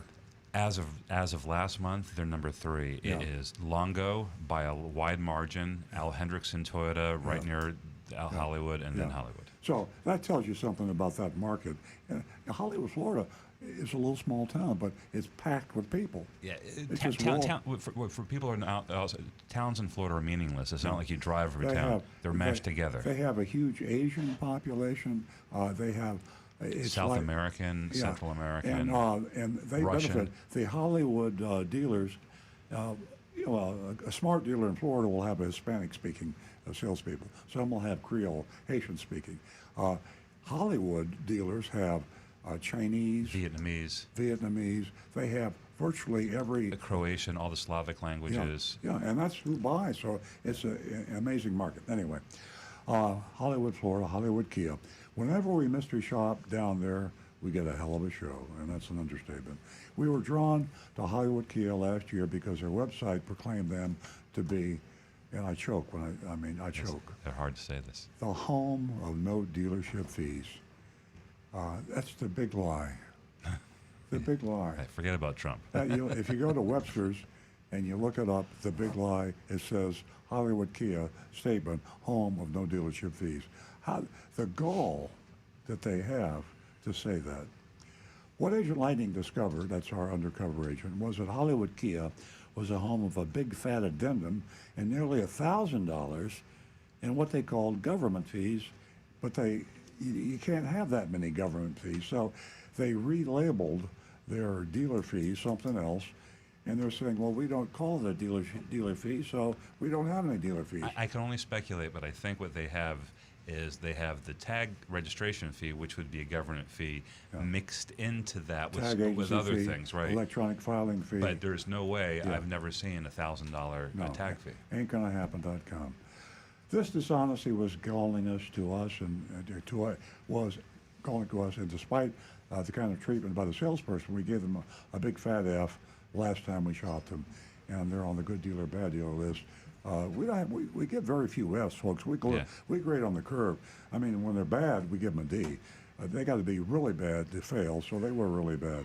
We called on the owner, Jonathan Levy, to take down the no dealership fee. We said, Jonathan, take it down. You probably don't even know about it. We gave him the benefit of the doubt. Well, he should talk to his son. He should talk to his son. On the lighter side, last year we know that Levy's son, Josh, the general counsel of the dealership, he should know too. Josh He's is the not lawyer. doing his job. Yeah. Was elected mayor of Hollywood. So the mayor of the belly of the beast. Right. Something doesn't sound right. Son is a lawyer. You can't make this stuff up. On last year's report, Hollywood... Oh, no, you missed the second part of that sentence. Oh, yeah, he was reelected. Yeah. Right. Yeah, Josh Levy was reelected and will serve as mayor through 2024. I'd love to see the election system in Hollywood. I mean, the belly of the beast. I'd like to see how easy it is for Hollywood Toyota to get a sign put up in Hollywood. Yeah.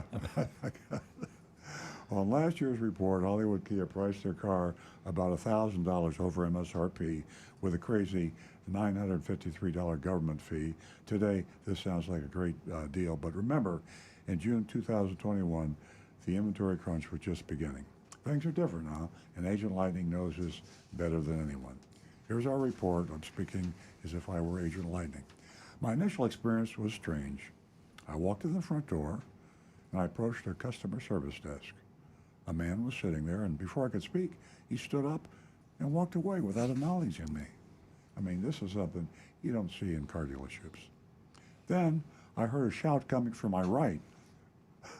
A salesperson wanted to know if I needed help with anything. He was leaning way back in his chair, very informally. I turned to the guy in the chair and said, I was hoping to buy a new car today. He remained seated and waved at me. He waved me over.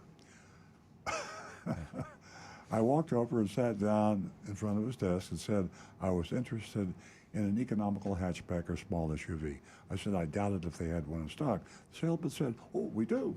In fact, we got one over there. He said that a new 2022 Sportage in white was just becoming available. According to him, a customer had ordered it a while back and it arrived 3 days ago, but the customer hadn't responded to their phone calls or texts. He offered to show me his unanswered text messages. I declined, and he said, why would you doubt his word? I swear to God. I declined, and I said I believed him. I said I was very interested in seeing the white one, the only one. He had me follow him while he got his keys, and then he led me outside. I asked him if he had a name, and he said, this is all so strange. Yeah. He said, Akil. Yeah. Akil. It's spelled Achille, but his name is Akil. That would worry me right there. A killer would worry me. Right. It's more like Achilles, without the S. Yeah, exactly. And mispronounced. Akil. So, I wonder what nationality he was. Anyway, we found the car, a new 2002 Kia Sportage X-Line, all-wheel drive. The MSRP was $34,905. There was no addendum on the car.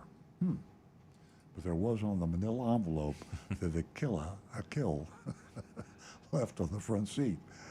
On the front seat. So, of course, the addendums are obviously for disclosure, and they're supposed to be on the window for the customer to see. You don't put it on the deal envelope. Yeah, he was carrying it around. And carry it around with you. But that's how Agent Lightning, Eagle Eye Lightning, saw it. Mm-hmm. She misses nothing. In fact, she snapped a picture of it, and I have a picture of it here on the manila envelope, the deal envelope that he carried around. The addendum was added. I added $944 for a resistol. What's resistol? It's probably the version of like a paint and fabric protector, I bet. Yeah. It sounds like it resists all. That's funny because I thought resistol was a type of cowboy hat. Yeah. Resistol, is it? Yeah. $350 for nitrofill and $29.95 regional market adjustment. Akil asked me if I'd like to take it for a test drive. It's hard to say that. Akil. Yeah, it doesn't roll. Scary. Akil asked me if I'd like to take it for a test drive. I didn't answer. Instead, I pointed to the Monroney label and asked him what kind of pricing I could expect. Akil didn't bat an eye and told me that they were marking their car up $7,000 over MSRP. Right. That's a whopper. I replied that when I saw their no dealer fee sign, I'd assumed they were selling their cars for MSRP or less. I mean, when you stop and think about it, who cares about dealer fees? If you're going to charge me $7,000, $10,000, we've heard $40,000. I mean, how can you keep a straight face? No dealer fees, but it's $40,000 over sticker price. I mean, that's great. It's great deal. Right. Akil said that everyone was marking the cars up over MSRP, and much more than Hollywood Kia was. That's not true. The same lame explanation I got every week. Everyone says, they say, we're marking up, but not as much as everybody else. No matter how much it is, everybody else is marking. And the sales manager tells them, maybe the dealer tells us, hell, you don't know who the liars are and who the misinformed are. I didn't say anything about the addendum. I saw him with a much smaller markup. Akil tried justifying their huge premium by telling me I would get a lifetime powertrain warranty, which is absolutely worthless. They're free. I mean, they should be free because that doesn't mean anything. No dealer fees. That's not true. You can't have $1,000 in government fees on a Kia. Free car washes for life. That's a joke. 3 years of free maintenance. It's probably no maintenance for 3 years anyway. Probably from Kia. I'm not sure though. I don't know what it is on a Kia, but if it is, it's nominal. 3 years of in a 5-year, 60,000 mile bumper to bumper, and that's the Kia factory warranty. Kia's got a nice long warranty. Yeah, they're not giving you anything, but they're charging you $7,000 over. I told him I wanted to pay cash, and my father was providing my funds. I said there was no way he was going to agree. My father, $7,000 over MSRP. Akil ignored me, suggested we go drive the car. I told him I didn't want to drive the car in the crazy Hollywood traffic. I had endured on the way over. Akil then asked me if I wanted to go ahead and buy it. I said he would answer. I said I'd answer the question after I saw the out-the-door price. Out-the-door price. Please remember the definition of an out-the-door price. That's the price you pay. You write the check out, you hand it to the salesman, you get in the car, and you drive it home. That's what disappears from your bank account. Definition, exactly. Right. Okay, out the door. Akil led me back inside. We sat down at the same desk. He spent several minutes typing at his computer without saying anything. I finally spoke up and asked if he needed anything from me. He said not yet. He was having problems logging his computer. I mean, you're a normal person would say, I got a problem with the computer. Listen, he just kept typing. I want to tell you something. When I was writing this thing up in Agent Lightning's notes, she timed it, and she sat there for 12 minutes as he typed on his computer. And I didn't think you were He never said anything. I didn't think you would believe that, so I just said several minutes. But it was 12 minutes. He couldn't log into his computer, and then she finally says, "You need something from me." Akil is a strange person. Akil gave up, picked up a pen, asked me for my name, address, and phone number. Then he left to see the sales manager. He's back in a few minutes with a worksheet. Top line: $43,295. $8,390 over MSRP. Not $7,000, folks. $8,390 over MSRP. There was $959.50 in government fees. And as I said, it just can't happen on a Kia. You can't have legitimate government fees that high on a Kia. Just like that, and what's not government is dealer fee. And they say they don't have any dealer fee. They do. They just don't call it that. They don't call it that. Again, there is no $959 government fee in Florida. There could be several $100s in registration title fees, but these are far less than that. Immediately I objected and pointed out that he marked it up much more than the $7,000. He told me when I came in. Akil looked puzzled. Puzzled? That's the only thing I can understand. He's obviously a puzzled gentleman. And asked what I was talking about. I was getting mad, so I did match for him. So I did the match for him. He said I had the MSRP wrong, so I showed him the picture. I took the Monroney label. Yeah, you must be wrong. I'm asking. Yeah. Hey, we have to. You must be wrong with that. We have to get Stu's expressions. It really fits the mystery shopper report. Those are just we for missed you. it. It was great. So Akil finally looked remorseful after all that. I mean, you're caught with your pants down, you look remorseful. He promised to make it right and then left to see his manager again. He came back a couple of minutes with a new worksheet. This one was much better. Only $4,309 over full sticker. I asked Akil if this was the best they could do, and he said it was. At this point, I didn't have the energy to start another argument, so I told him I would text a picture of the worksheet to my father, and I'd get back to him. So this is all documented. I didn't show you all the pictures. She's got them all, including the Manila. I think deal Jonathan sheet. puts them up on the Oh, on the good, live stream good. so people can Yeah. see. So they saw the sign that said "Home of No Dealership Fees." So there you have it. I mean, I don't like to taint the thought of the voters, so I won't say how I feel. I will say that my heart rate is 135, and I'm feeling faint because of this report, but I won't tell you why. We'll go around and as the votes come in and see what our listeners. Remember, we're great on the curve on this show, and with the average dealer is not very good, and so you can have someone that's not very good. Sometimes we'll give them a C, and if they're bad, sometimes we'll just give them a D. You got to be really bad. I mean, really, really, really bad to fail. So keep that in mind. Let's hear what you have. They're coming in. Here are the grades. I think we hit a nerve here. Jonathan Wellington, lying about fees. What else would they lie about? An automatic F. No appeal required. They are the epitome of the do not shop list. Mark says, lock the front doors in Hollywood Kia. Triple F. Bob says, F for no dealer fee, Hollywood Kia. And we failed them last week for that reason. Last year, actually, the salesperson did a very good job, and Agent Lightning really liked them, but we still failed them because of the claim of no dealer fees, and then adding something that's clearly a dealer fee. Well, I forgot we did F last week. I got 2 in a row, highly unusual. Yeah, so this is both on the year anniversary. They failed 2 years in a row. For me, give them an F. Okay. Got Negan 1. D for Day of Reckoning is coming. Let's see here. Mark from St. Louis. I would a keel over for a more enjoyable experience. Grade D. Let's see. Guy Larrabee. A big fat F for me too, right off the beginning. Mark Smith. A phony Monroney label is a red flag for me. Tom Steckel. Resist all Hollywood car dealers. I like that. Mark Smith, D-. Scott Hunter, F. Brian Sedlatko, home of no dealership fees. My Kia, Hollywood Kia dealership deserves an F. Wayne Veit, huge F. Tom Steckel, F. They are rivaling Napleton for the bottom of the barrel. I say the D- because they just are playing those games. Very charitable. I want to make sure that Martha and Andrew know that they also submitted Fs for Hollywood Kia on Facebook. So thank you for the grades. Nancy.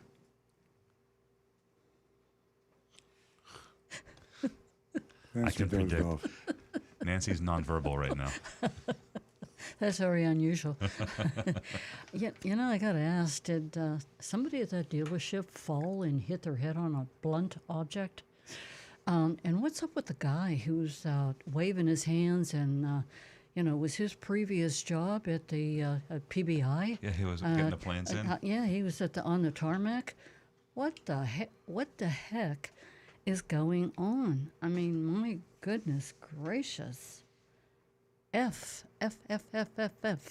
Yeah, I'm going to give him an F too. And what I'm going to do, I'm going to send a copy of our written mystery shopping report to Josh Levy, and I'll send one to Josh Levy Senior and Junior. Yeah. And just say, please break down what the government fees are. Explain how if we will retract this on the air if we don't understand something. But I cannot see anything other than what. And I know we're almost out of time. I have one other revelation here. The belly of the beast. All the ethnic, all the different nationalities, all the different languages speaking, the melting pot. I found out, I didn't know this, you do not have to furnish a contract, a vehicle buyer's order, or anything else in the language of the buyer. Not in Florida. Not in Florida. In California, you do. Yeah. So I think one of the problems we have down there, people are signing things they can't read or understand. And I think maybe that's one of the reasons why the Hollywood dealers do extraordinarily well. That's not you're not being hyperbolic. I mean, a well-educated person has a difficulty understanding everything and will not read in the contract. So the language issue. Yeah. Okay, we're out of time, and we are. I hope you enjoy the show as much as we did. I wish we would have been able to get Stu's expression as Earl was reading that. Jonathan might have. It was priceless. Jonathan did. John's shaking it. Yeah. See, I keep forgetting there's like 8 cameras in here.